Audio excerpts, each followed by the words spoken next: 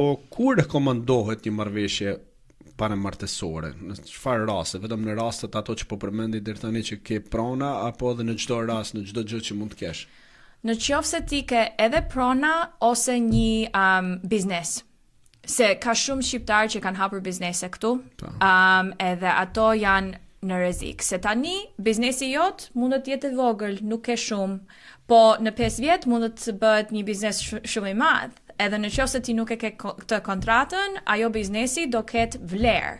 Ka njerëz atje që janë accountants, që i bëjnë të gjitha këto, i shikojnë biznesin, kalkulimet e daljeve. Edhe ti mund të paguash shumë për ata.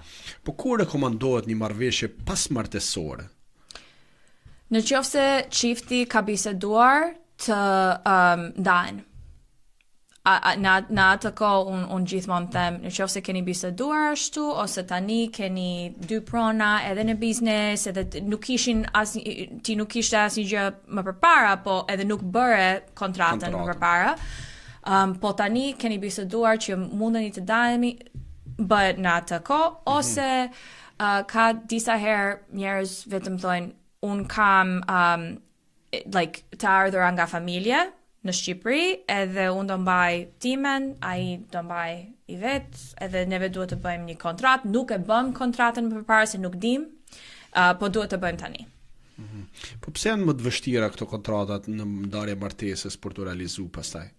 Nuk janë shumë të vështira. Tani në Massachusetts ato gjyqi i bën. E shikon, e ke këtë, do ta edhe they're going to follow it, enforce it. Po jo shumë njerëz akoma nga tani është më shumë njerëz që i bëjnë, po jo shumë njerëz i kanë bërë. Nuk e kanë filluar edhe ndoshta edhe si praktikë, si in the past. Vërtetë. Po bëhet më normal tani. Po çfarë sugjeron për të rinjët që ende nuk janë martuar dhe kanë biznese? Jo e përmendet pak.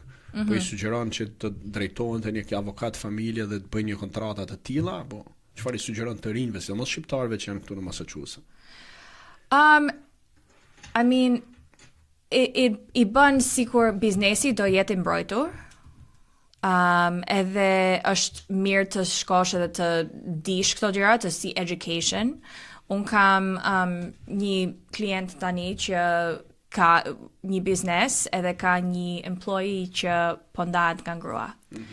Ai employee nuk ka asnjë gjë me biznesin, po vetëm se ai është në mes të divorce, gruaja